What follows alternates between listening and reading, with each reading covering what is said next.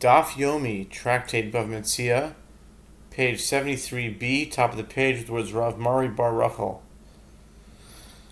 The Gemara relates a certain Gentile mortgaged a house to Rav Mari bar Rachel for a loan that Mari had provided him. Afterward, the Gentile sold the house to Rava.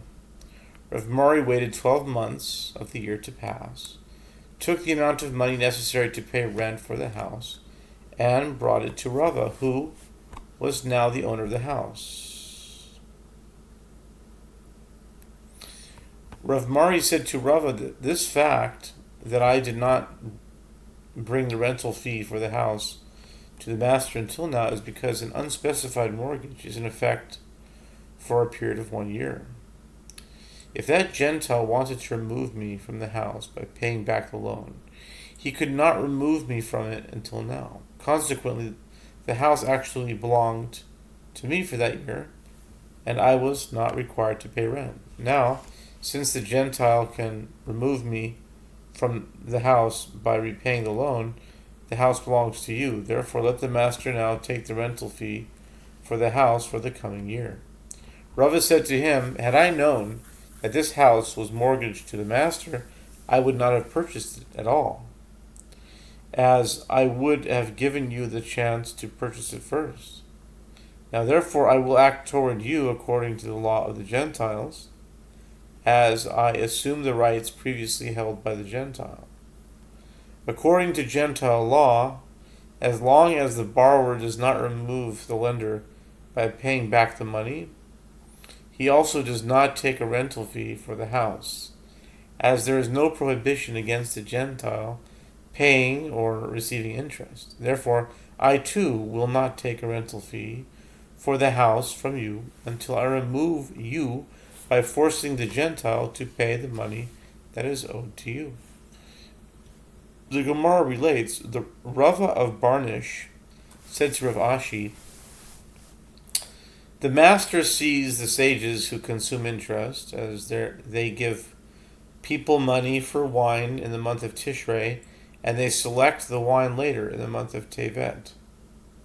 Had they taken the wine immediately upon payment, there's a chance that it would have spoiled. Now, in return for paying for the wine in advance, they receive the benefit of guaranteeing that the wine they receive will not be spoiled. Rava of Barnish understood that this benefit received in exchange for advance payment is a form of interest. Rav Ashi said to him, they too gave the money at the outset for wine, but they did not give it for vinegar. That which was wine at the outset is still wine, and that which became vinegar was vinegar when they paid for it, but they did not know it.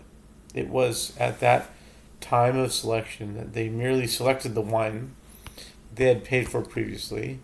Since they agreed to buy wine and not vinegar, the benefit of actually receiving wine does not constitute interest. The Gemara relates that Ravina would give money in advance to the people of the fortress at the river Shanvata in order to buy wine to be supplied after the grape harvest. And when they supplied the wine, they would pour an extra jug of wine for him as a gift, although there was no stipulation between them requiring this. Ravina came before Rav Ashi to ask whether this involved interest. Ravina said to him, is it permitted to do this? Rav Ashi said to him, yes, it is permitted, as they forgo payment for the extra wine to your benefit in order to maintain good relations with you. Since the additional wine is not provided as consideration for the advance payment, there is no problem of interest. Okay. There is no problem of interest. Ravina said to him, but the land is not theirs. The people of the fortress at Shanvata worked land belonging to others who abandoned their fields because they could not pay the real estate taxes. The people of the fortress paid the taxes and were therefore able to use the fields. Ravina was concerned that perhaps they did not own the grapes and were therefore unable to forego payment for the additional amount, as it did not belong to them. Rav Ashi said to him, the land is leaned to the king as payment for taxes. And the king says, whoever pays the tax may consume the produce of the land. Consequently, the ones who pay taxes have ownership of the wine by dint of the law of the kingdom. The Gemara relates that Rav Papa said to Rava, let the master see these sages who pay money for the tax on behalf of other people, and afterward make them work more than is reasonable for the amount of money they paid. Rava said to him, now if I were dead, I could not say the explanation of this matter to you. So it is good that you ask me while I'm still alive, as I know that this is what Rav Sheshet said. The document of servitude of these people lies in the treasury of the king.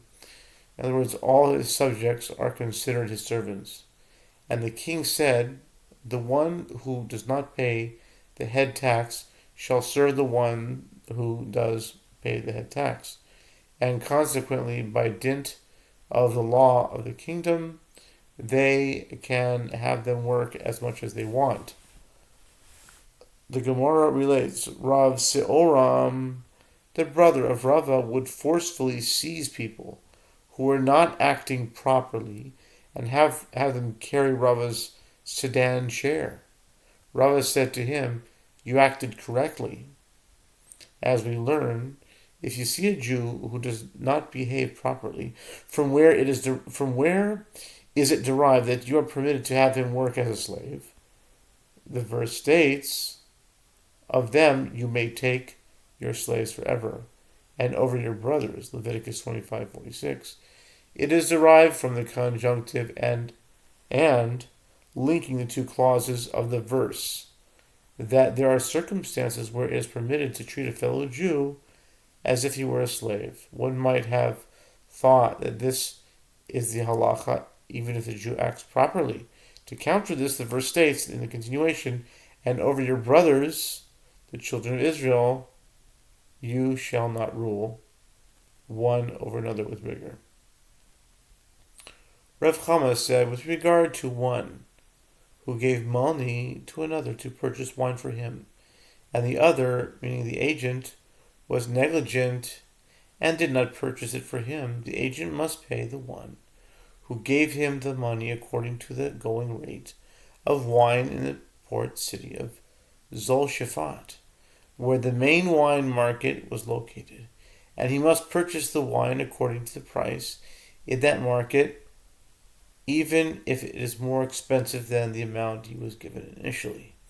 And Maimar said, I said this halacha before a Zvid of Narda, and when he heard it, he said, when Rav Chama said this, he said that statement in a case where the buyer asked the agent to purchase wine without specification concerning exactly which wine he wanted. But if he said to the agent, buy this specific wine for me, the agent who neglected to buy the wine is not obligated to buy it at a higher price later, as when he was sent to buy it initially, who says that the owner would have sold it to him?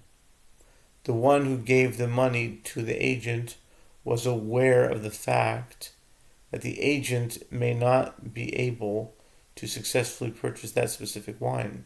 Consequently, the obligation of the agent is simply to return the money, and nothing may be added to that sum due to the prohibition of interest. Rav Ashi said, even if he asks the agent to buy wine without specification, the agent is also not obligated to buy wine later for more than the amount he was given.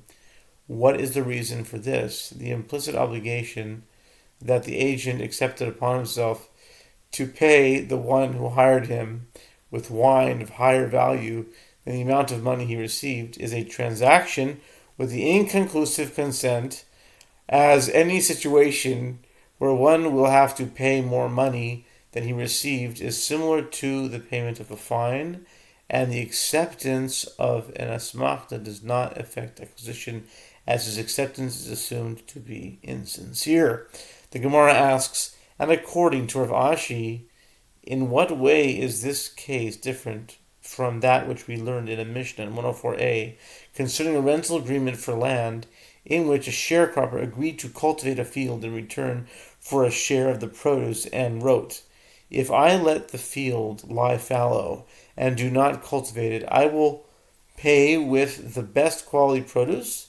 In that case, the sharecropper agreed to pay the amount he caused the owner to lose due to lack of activity, and it was not ruled an asmachta.